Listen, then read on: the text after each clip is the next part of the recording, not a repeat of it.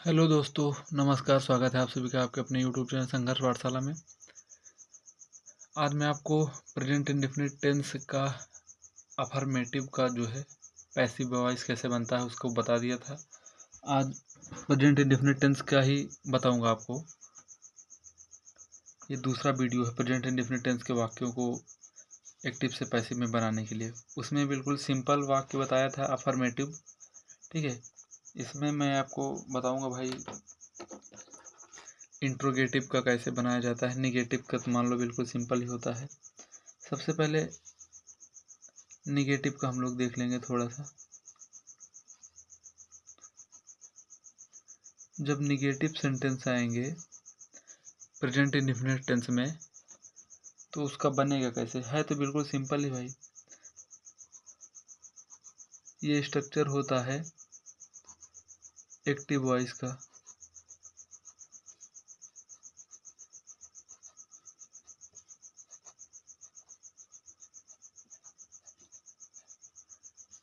ये स्ट्रक्चर होता है एक्टिव वॉइस का, ठीक है भाई। ये एक्टिव वॉइस का स्ट्रक्चर है। पैसिव वॉइस में क्या होता है, यहाँ पे जो सब्जेक्ट रहता है वो पैसिव वॉइस का ऑब्जेक्ट बन जाता है, और यहाँ पे जो ऑब्जेक्ट रहता है एक्टिव वॉइस का वो पैसिव वॉइस का सब्जेक्ट बन जाता है। एक बात हमेशा याद रखेंगे कि एक्टिव वॉइस का जो सब्जेक्ट होता है पैसिव वॉइस में वो ऑब्जेक्ट बन जाता है, और एक्टिव वॉइस का जो ऑब्जेक्ट होता है पैसिव वॉइस का सब्जेक्ट बन जाता है। मैं बना रहा हूँ, देखना आप लोग। यहाँ पे लिखेंगे subject plus is, am, are. अब यहाँ नॉट है तो यहाँ भी नॉट लगा देंगे इसके बाद, हेल्पिंग वर्ब के बाद। प्लस वर्ब की थर्ड फॉर्म का यूज करेंगे भाई, ठीक है, क्योंकि पैसिव वॉइस है। फिर हम लोग लगाएंगे बाई, और प्लस ऑब्जेक्ट में जो लिखेंगे इसी ये सब्जेक्ट को ऑब्जेक्ट बना देते हैं। बात समझ आ रही है आपको। ये हो गया पैसिव वॉइस का स्ट्रक्चर।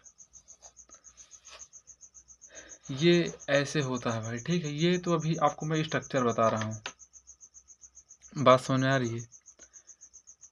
प्रेजेंट इंडेफिनिट टेंस का वाक्य जब एक्टिव में रहेगा तो ये इस स्ट्रक्चर पर बेस्ड रहेगा। जब निगेटिव में रहेगा और एक्टिव वॉइस में सब्जेक्ट प्लस डू या डज नॉट प्लस वर्ब की फर्स्ट फॉर्म प्लस ऑब्जेक्ट, ये एक्टिव वॉइस का है, ठीक है भाई। इसको हम लोग पैसिव में कैसे बनाएंगे, सब्जेक्ट उसके बाद is, am, are plus not, फिर वर्ब की थर्ड फॉर्म, फिर बाई पर ऑब्जेक्ट। आपको मैं एग्जांपल से समझ रहा हूँ, अच्छे तरीके से समझ में आएगा। जैसे एक वाक्य यहाँ पे लिखा है, Ram does not teach, Ram does not teach him. Ram does not teach him, इसका भाई बनाएंगे हम लोग, और ऐसे बनाएंगे। सबसे पहले ये जो एक्टिव वॉइस का वाक्य है, एक्टिव वॉइस के वाक्य के सबसे पहले हम लोग ऑब्जेक्ट को देखते हैं। सबसे पहले ऑब्जेक्ट को देखते हैं। अगर कोई भी एक्टिव वॉइस का वाक्य लिखा है तो उसको ऑब्जेक्ट को तुरंत देखेंगे। यहाँ पे ऑब्जेक्ट है हिम। आपको मैं बताया था कि हिम है ऑब्जेक्ट, तो वो पैसिव वॉइस का क्या बनेगा भाई, सब्जेक्ट बनेगा। एक्टिव वॉइस का ऑब्जेक्ट पैसिव वॉइस का क्या बनता है, पैसिव वॉइस का सब्जेक्ट बनता है। तो इस एक्टिव वॉइस वाक्य का जो ऑब्जेक्ट है वो है हिम, और हिम जब यहाँ पे आएगा तो सब्जेक्ट के स्थान पे आएगा, और हिम का सब्जेक्टिव केस होता है सब्जेक्ट के फॉर्म में ही। बात समझ आ रही है भाई। हिम का जो सब्जेक्ट होता है वो ही। अब इज, एम, आर में से कोई एक हेल्पिंग वर्ब यूज करेंगे तो हम लोग लगाएंगे इज। अब यहाँ पे नॉट है तो नॉट भी लगाएंगे। ही इज नॉट, वर्ब की थर्ड फॉर्म, वर्ब है teach, he is not taught. अब लगाएंगे बाई, फिर ऑब्जेक्ट। ऑब्जेक्ट में हम लोग लिखेंगे क्या भाई, सब्जेक्ट लिखेंगे, जो एक्टिव वॉइस का सब्जेक्ट है।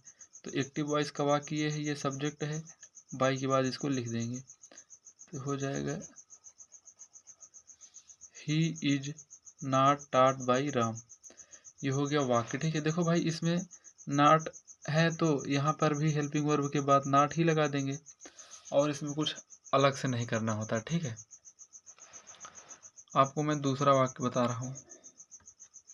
जैसे एक वाक्य है,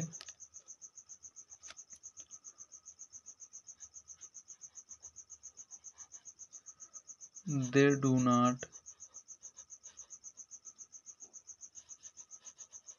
फ्लाई काइट, ठीक है भाई, काइट है KITE, they do not flight kite, sorry they do not fly kite, ठीक है भाई। तो इसको अगर पैसिव में बनाना है, सबसे पहले ये जो वाक्य है ये है एक्टिव वॉइस में, ये किस में है, एक्टिव वॉइस में। तो इसको पैसिव वॉइस में बनाने के लिए हम लोग करेंगे क्या, सबसे पहले इस सेंटेंस के ऑब्जेक्ट को देखेंगे, इस सेंटेंस के ऑब्जेक्ट को देखेंगे और ऑब्जेक्ट यहाँ पे है भाई काइट, यहाँ पे ऑब्जेक्ट क्या है, काइट। तो हम लोग लिखेंगे सबसे पहले ऑब्जेक्ट को ही लिखेंगे और पैसिव वॉइस का वो सब्जेक्ट बन जाएगा, इस ऑब्जेक्ट को लिखेंगे यहाँ पे तो ये पैसिव वॉइस का सब्जेक्ट बन जाएगा काइट। अब काइट के अनुसार यहाँ पे हेल्पिंग वर्ब यूज करना है, इज एम आर में से कोई एक, तो काइट के अनुसार यहाँ पे हेल्पिंग वर्ब इज होगी भाई, काइट इज, फिर नॉट है तो नॉट लगा दो, काइट इज नॉट, ये वर्ब है, वर्ब की थर्ड फॉर्म का प्रयोग करना है, फ्लाई फ्लू फ्लोन होता है, काइट इज नॉट फ्लोन। अब बाई लगाओ, kite is not phloem by, यहाँ पे जो सब्जेक्ट है बाई के बाद जाएगा तो वो ऑब्जेक्ट बन जाएगा और दे का जो ऑब्जेक्ट बनेगा तो देम हो जाएगा। बात समझ आ रही भाई, ये पैसिव वॉइस का सेंटेंस बन गया। वही कहने का मतलब ये है, इसमें दो बातें आपको स्ट्रांग समझना है अच्छे तरीके से, ये कि एक्टिव वॉइस का सब्जेक्ट पैसिव वॉइस का ऑब्जेक्ट बनता है, एक्टिव वॉइस का ऑब्जेक्ट पैसिव वॉइस का सब्जेक्ट बनता है। बात सुन यार, यही चीज़ आपको समझना है भाई। आपको मैं दूसरा सेंटेंस समझा रहा हूँ।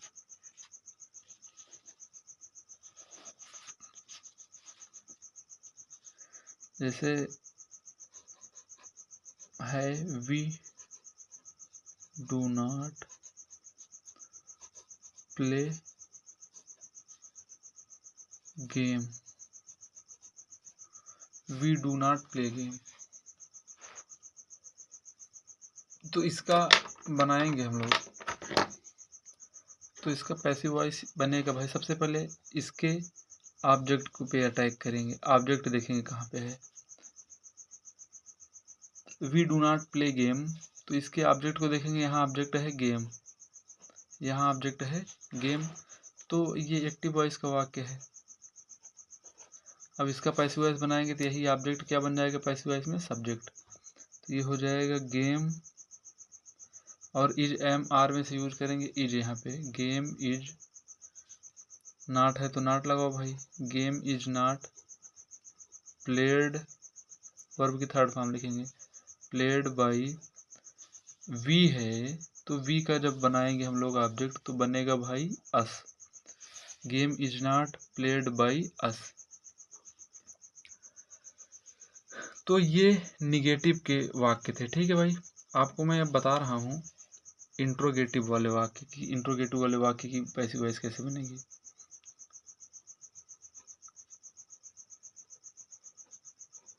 इंट्रोगेटिव सेंटेंस जब कोई आ गया तो इसकी पैसिव वॉइस हम लोग बनाएंगे कैसे। अभी केवल मैं प्रेजेंट इंडेफिनिट टेंस की चर्चा कर रहा हूँ, किसी दूसरे टेंस में आप मत जाइएगा भाई, ठीक है। तो सबसे पहले आपको मैं बताऊंगा कि एक्टिव में उसका वाक्य कैसे होता है। एक्टिव में उसका वाक्य होता है डू या डर से स्टार्ट होता है भाई। देखो इंट्रोगेटिव दो प्रकार के होते हैं, अभी मैं ये फर्स्ट टाइप का आपको बता रहा हूँ, ठीक है। अभी WH वाले वर्ड का नहीं बता रहा हूँ, अभी केवल ये बता रहा हूँ जो क्या से स्टार्ट होते हैं। तो डू या हिंदी में क्या से स्टार्ट होते हैं और इंग्लिश में जब ट्रांसलेशन रहेगा तो डू या डज से, डू या does plus subject plus verb की फर्स्ट फॉर्म फिर ऑब्जेक्ट हो गया भाई। इतनी बात समझ आई। अब आपको मैं एक सेंटेंस दे रहा हूँ, सेंटेंस के माध्यम से आपको समझाऊंगा। जैसे एक सेंटेंस है,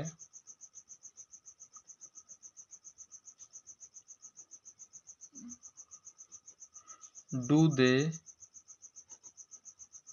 टेक टी। इसकी हिंदी हुई, देखो यहाँ पे क्वेश्चन मार्क लग गया ना भाई, ये पहचान है, ठीक है, इंट्रोगेटिव सेंटेंस की। डू दे टेक टी, क्या वे चाय पीते हैं, इसकी पैसिव वॉइस अगर बनाना है, हाँ, ये जो कंस्ट्रक्शन था, सॉरी, ये आपका स्ट्रक्चर जो है वो इंट्रोगेटिव सेंटेंस का है, प्रेजेंट इंडेफिनिट टेंस का, ठीक है। अब ये एक्टिव वॉइस का है, एक्टिव वॉइस का स्ट्रक्चर।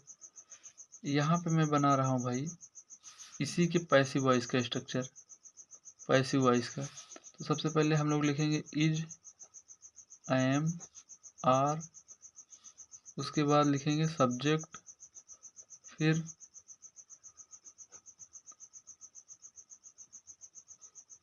वर्ब की थर्ड फॉर्म, फिर बाई, और फिर ऑब्जेक्ट हो गया, ठीक है भाई। अब हम लोग देखेंगे आगे, जैसे ये सेंटेंस है डू दे टेक टी, तो इसका बनाएंगे is T, is T taken by, दे का हो जाएगा देम। बात सुने, अरे भाई इसका जो पैसिव वॉइस बनेगा हो जाएगा is T taken by them, ये इसकी पैसिव वॉइस है। आपको मैं बताता हूँ आगे दूसरे सेंटेंस। देखो भाई, जैसे अगर कोई सेंटेंस है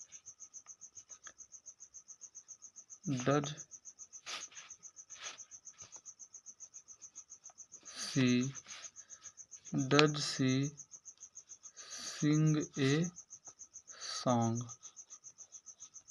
does she sing a song, तो इसका इस तरीके से बनेगा। देखो यहाँ पे क्वेश्चन मार्क का साइन है, तो सबसे पहले इस वाले वाक्य में हम लोग देखेंगे ऑब्जेक्ट, ये तो सब्जेक्ट है, ये वर्ब है, यही ऑब्जेक्ट है भाई, ठीक है। तो यहाँ पे ये ऑब्जेक्ट है, तो हमारे पास हेल्पिंग वर्ब भी है, इज, एम, आर, हमको इसी में से यूज करना है। इज, एम, आर, ये हेल्पिंग वर्ब है, हमको इसी में से यूज करना है, तो हम लोग यूज करेंगे।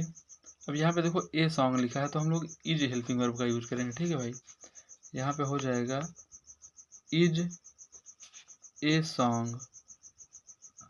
एक बात आपके दिमाग में ये रहनी चाहिए कि ये इंट्रोगेटिव है, तो इसको इंट्रोगेटिव के रूप में ही बनाएंगे। जैसे ये एक्टिव वॉइस का वाक्य इंट्रोगेटिव है, तो पैसिव में जो बनेगा वो भी इंट्रोगेटिव ही रहेगा, ठीक है भाई।